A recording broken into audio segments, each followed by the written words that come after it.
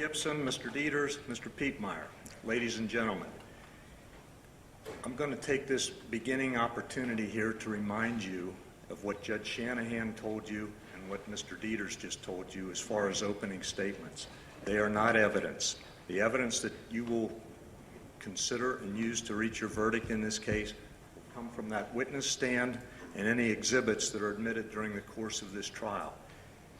I just heard Mr. Dieters describe the videotape, which is going to be the central piece of evidence in this case. And I would tell you, I think I must have been watching a different tape, because he stood here and told you about every lie that he sees in that tape, and I would submit to you that nothing that he just described to you is what is actually on that tape. And I would ask you to keep an open mind and listen to all the evidence as we proceed in this case. Generally, and Judge Shanahan, in her opening remarks to you about what we're doing up here, said that concise opening statements are what we are supposed to give at this point. And generally, I follow that rule. I give a very short opening statement. But because of the importance of this case and because of the misinformation that is out and about and that has just been supplied to you by Mr. Dieters, I feel it necessary to go into some great detail about what happened on July 19th, 2015. First and foremost, as you know from our voir dire examination, this is not a whodunit case. There's no question that Ray Tenzing fired the shot from his police-issued service weapon that resulted in the death of Samuel DuBose. There's no doubt, and there's not going to be any question, that Ray Tenzing discharged that weapon intentionally. However, he discharged that weapon not with the idea that I'm going to kill Sam DuBose, not with the idea that I am going to wound Sam DuBose. He discharged it with the concept that as a police officer, when I am threatened, I have been trained to stop the threat.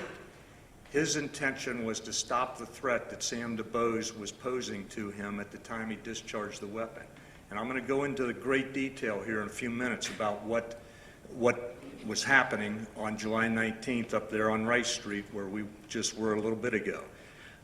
But first, you're going to hear testimony in this case from Santa Ono, the former president of the University of Cincinnati, and that will be by way of a videotape deposition, which was given sometime in July before Dr. Ono left for British Columbia.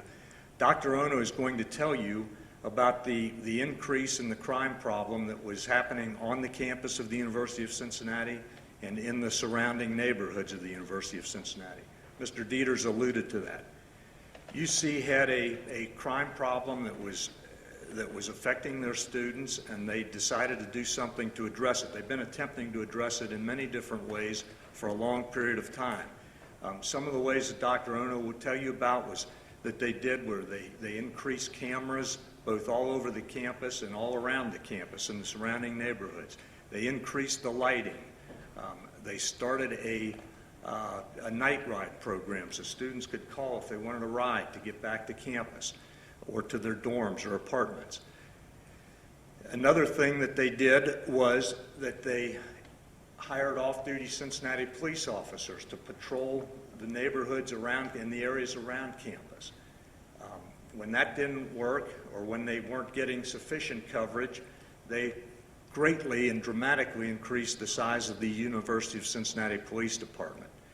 Another thing they did was, and you'll see it through Dr. Ono's testimony, Dr. Ono and the former chief of police of the city of Cincinnati, Jeffrey Blackwell, wrote a letter to the judges of Hamilton County Court of Common Pleas and asked them, or told them in the letter, that they were going to be watching what happened with cases that involved defendants who had victimized University of Cincinnati students.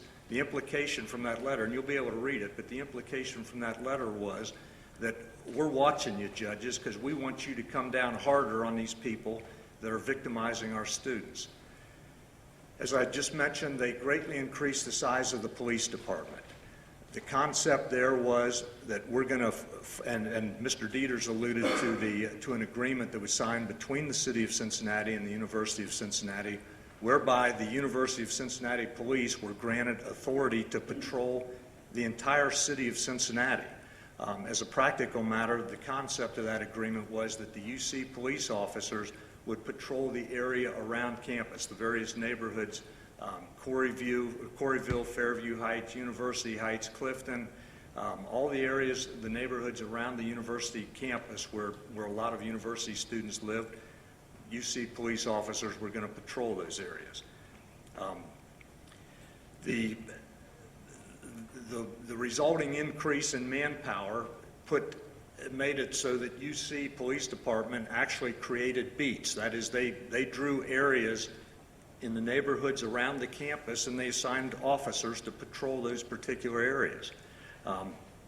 And the point of that was that we're going to flood the area.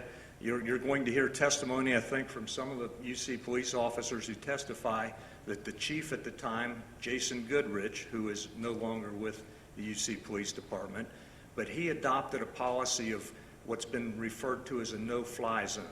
In other words, he instructed his officers who were patrolling out and around the UC campus to stop anybody that they had a justifiable reason to stop, and let them know that we're out here, we're patrolling this area. We don't want the bad guys around here harassing our students and robbing them and whatever else they were doing to the UC students.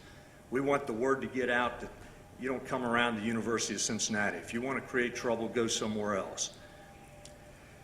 The evidence will be that Chief Goodrich passed it down through the ranks to the patrolman, and Ray Tenzing's title was law enforcement officer. He was a low man on the totem pole in the sense that he was a police officer. He wasn't a sergeant, he wasn't a lieutenant, he wasn't a captain. The word came down through the ranks to the patrol officers, go out and write traffic citations. And the evidence will show that the number of traffic tickets that were written after this policy went into effect dramatically increased. They dramatically increased because the officers were told to do that and because there were a considerably greater number of police officers from the UC Police Department out writing tickets. The evidence will show, ladies and gentlemen, that some officers on the UC Police Department, some of the ranking officers, thought that this policy is crazy, that we shouldn't be out here writing all these tickets.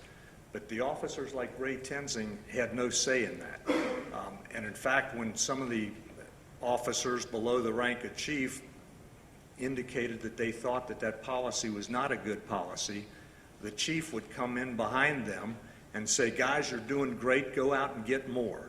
And the officers did that. So that's the background of what was going on around the campus of the University of Cincinnati with the police officers. And Ray Tenzing was one of them. He did his job. He did what he was asked to do. Comes July 15th, 2006, or July 19th, 2015. Ray reported for duty that day at 3:00 p.m. It was just an ordinary Sunday in July. It was a hot day.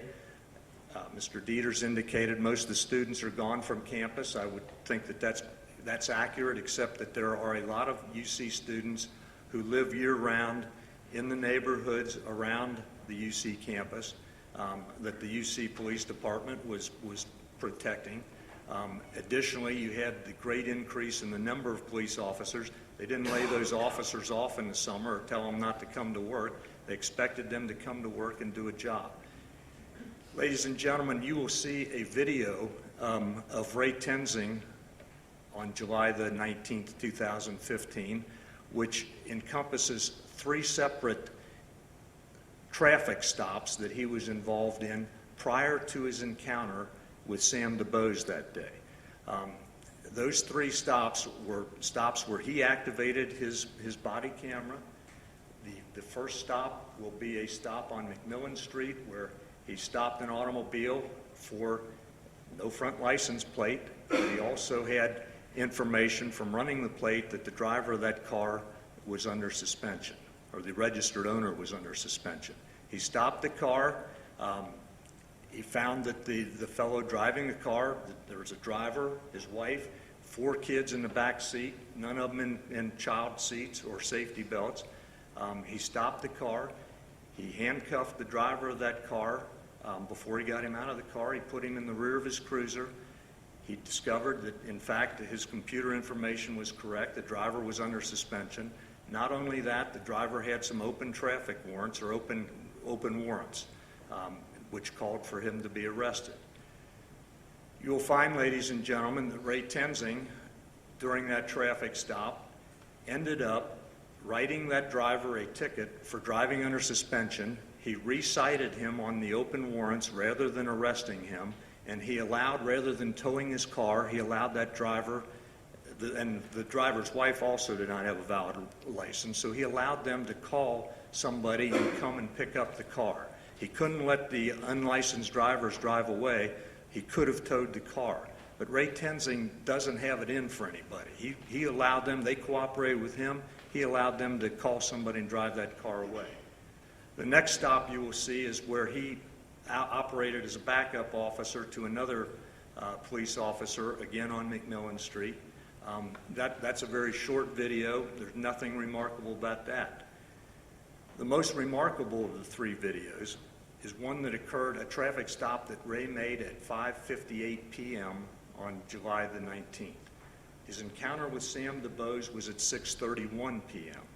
But at 5:58 p.m., Ray observed a car operated, well, it had no front license plate on it. In fact, the front license plate was not attached to the front of the car. It was on the dashboard inside the car, which is not what Ohio law requires. Ray Tenzing ran the license plate that was on the rear of the car and found that the automobile was registered to a woman whose license was under suspension. Based on that, he initiated a traffic stop. This was in Bellevue Park, which is up in the area of the University of Cincinnati.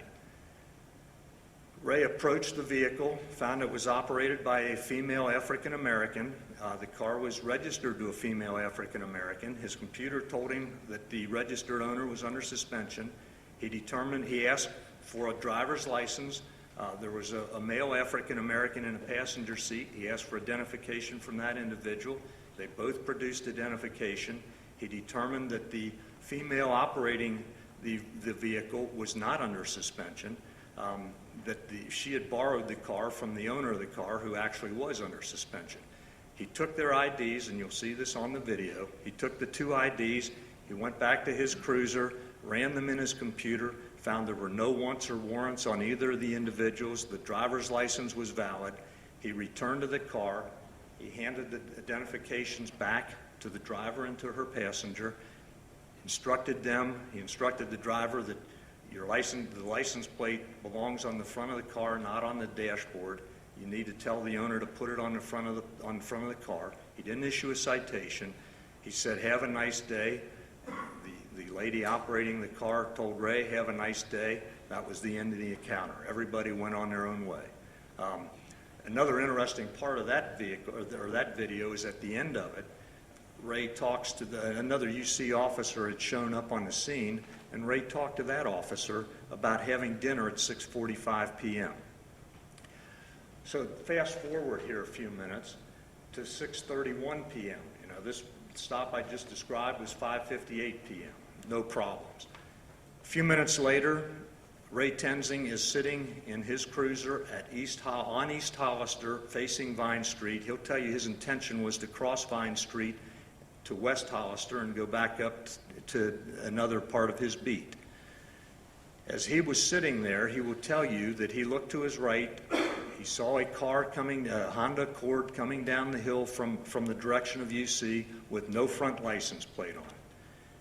When that car passed him, and he'll tell you that when I saw that car go past me, I saw a red hat and somebody with a red shirt on. I couldn't tell whether it was a man or a woman.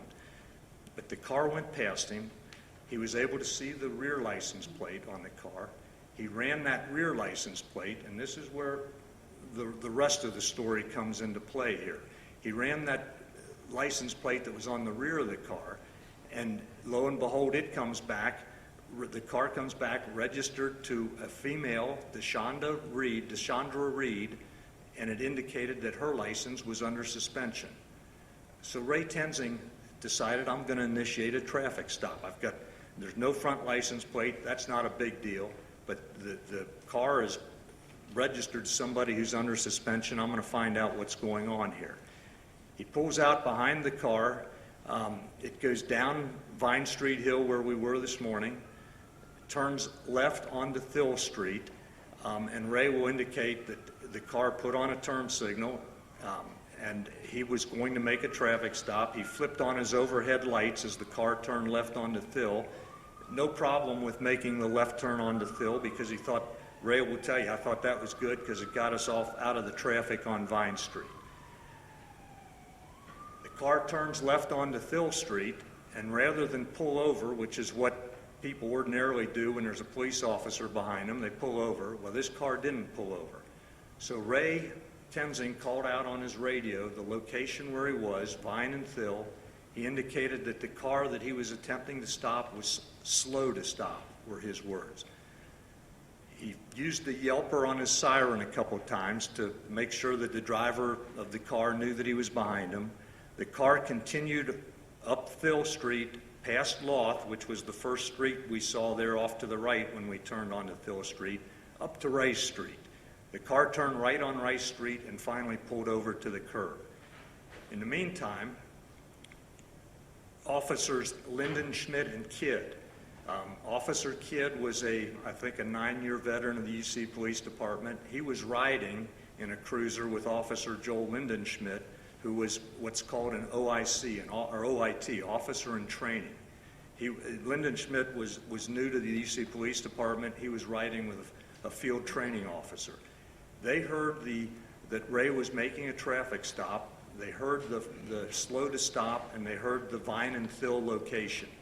They will tell you that we knew that Vine and Thill is not the best part of town, and they determined to back Ray Tenzing up at that point. The evidence will be that when a police officer hears the slow to stop terminology, they know that that's an indicator that something's not quite right. The driver who is slow to stop is not actively fleeing from the officer, but at the same time, he's not complying with the officer. And that could be for any number of reasons. The driver could be attempting to hide contraband in the car. He could be attempting to throw contraband out of the car. He could be attempting to pick his own place to make a stop and then to get out and run. Whatever it was, when an officer hears that slow to stop terminology, they react. They know something's not quite right. So what happens? The car stops on Rice Street. Ray Tenzing and you'll see in the video that when that car stopped, there's a car parked a short distance in front of it on Rice Street, and the car that Ray was attempting to stop, the wheels are pointed straight ahead. They're not cocked to the right or cocked to the left. They're pointed straight ahead. And I'll tell you why that's important here in a second. But the bottom line is, Ray Tenzing exited his cruiser, approached the driver's side door, and discovered that it was not a woman operating the car like it was registered to. It was a male. And it turns out it was Sam DuBose. He asked, and you'll hear the whole conversation, and I'm not going to tell you word for word because I can't repeat it totally accurately, but the gist of the conversation was, are you the owner of this car? And he said, yes, I am. The driver did. And Ray said, well, it's registered to a female. And he said, well, that's my wife.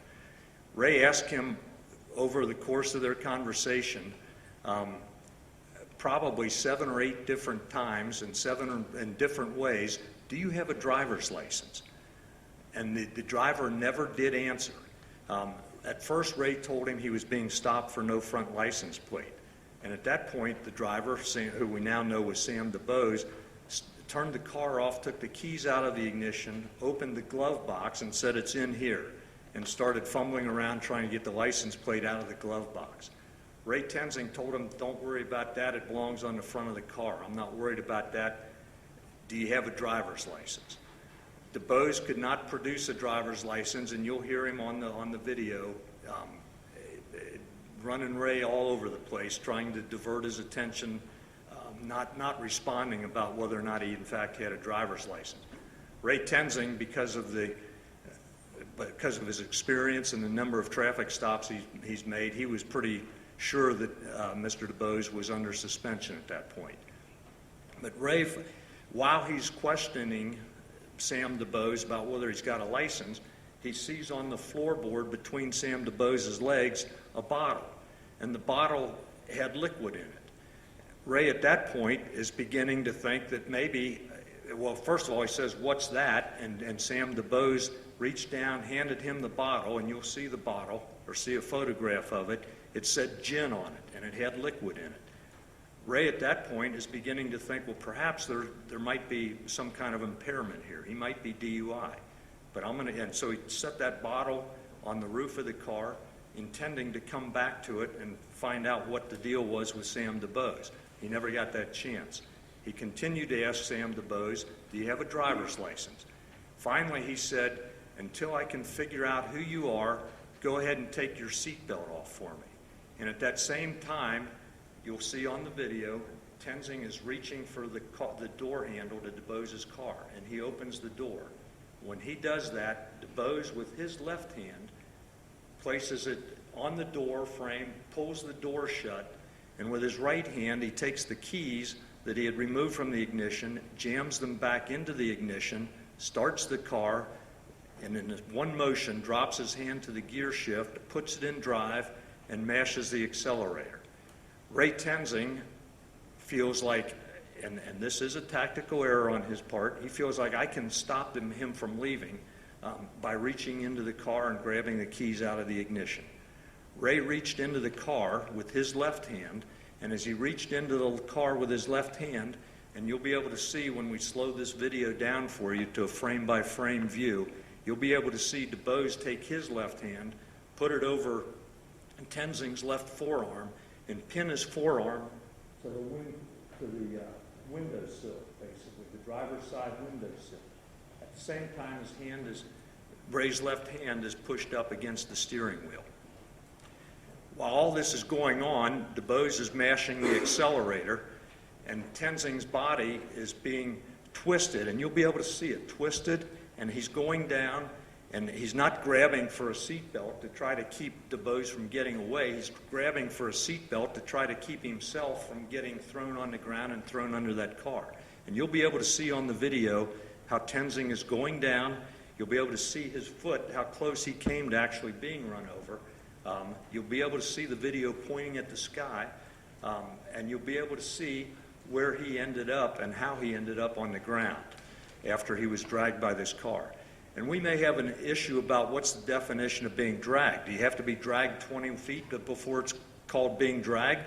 Or is the instant that you perceive that you're being twisted and you're going to go down, that's when Ray Tenzing felt that he was being dragged. He knew, because he was starting to go down, he knew this wasn't going to turn out well. The evidence will be that as that was happening, Officers Linden, Schmidt, and Kidd were coming to back him up, and they were rounding the corner onto Rice Street. And they will tell you that they saw they saw Ray reach to open the door. They knew he was going to be getting DuBose out of the car. They knew they had to hurry.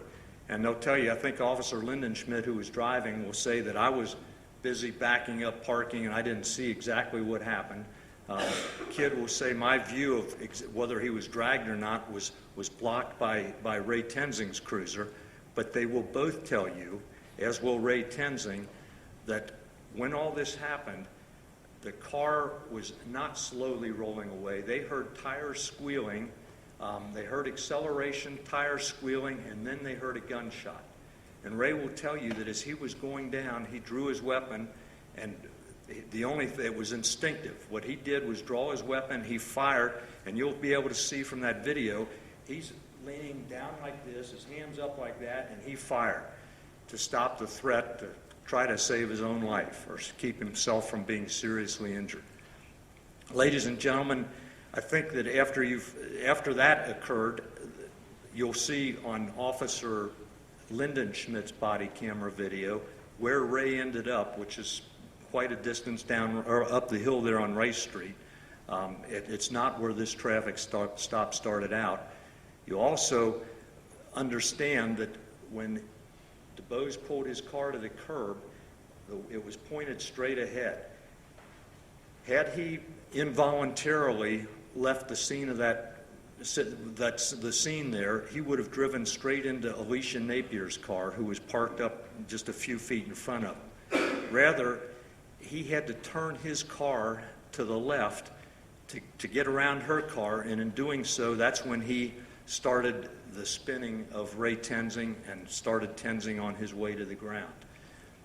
I think, ladies and gentlemen, that you will find that the car went to the left, took Tenzing to the ground, and it was a rapid acceleration. It wasn't a slow rolling away. Mr. Dieters indicated to you that Sam DuBose didn't have a gun. There wasn't any weapon involved here. Well, I will concede that Sam DuBose did not have a gun. He did not ever indicate he had a gun, but I will not concede that he did not have a weapon. He had a 3,000-pound car that he turned into a weapon and was attempting actively. He went from what I would call passive noncompliance by a slow stop to active resistance when he put his arm over Tenzing's arm to actually assaulting the officer when he mashed that accelerator and turned that car to the left and took off. And I will submit, ladies and gentlemen, that after you've heard all the evidence in this case, you'll find that Ray Tenzing's actions were justified, particularly when you hear the law that you were apply to the facts in this case at the end. There will be testimony here, ladies and gentlemen, that after this was all over, as you'll learn a couple things here. Mr. Dieters would have you believe that this all started over, this was all the result of not having a front license plate. In fact, you will find that Sam DuBose was transporting in his car and on his person a sum of cash in excess of $2,600, and he had marijuana in the car, and I'm not sure what the amount is, but it was somewhere over 200 grams and apparently less than 1,000 grams, but it was a quantity that was sufficient to get him charged with felony drug trafficking. Had Ray Tenzing had the opportunity to discover what Sam DuBose was up to on July 19th. Sam DuBose knew what he had in that car. He didn't want Ray Tenzing to find out about it, and he used every means available to him to try to escape that traffic stop. Again, when you've heard all the evidence, I think you'll find that Ray Tenzing's actions on July 19th were justified to save his own life or keep himself from being seriously injured. Now, during the course of this trial, you are going to hear testimony from some experts, a couple use of force experts and a video analyst. And they're going to tell you what they think this evidence, what conclusion you ought to reach because of what the evidence is going to show or what they've found during the course of their analysis of these events. But at the end of the day, the bottom line is that the decision in this case will rest upon the 12 of you individually and collectively. Judge Shanahan will tell you that you can believe all part or none of what any witness says, and she'll tell you with reference to the experts. You can believe what they say, you can use it to help you understand the facts, or you can discount it totally. But once again, I think once you've heard all the evidence, you will find that the state has failed to prove that Ray Tenzing is guilty of murder. Thank you.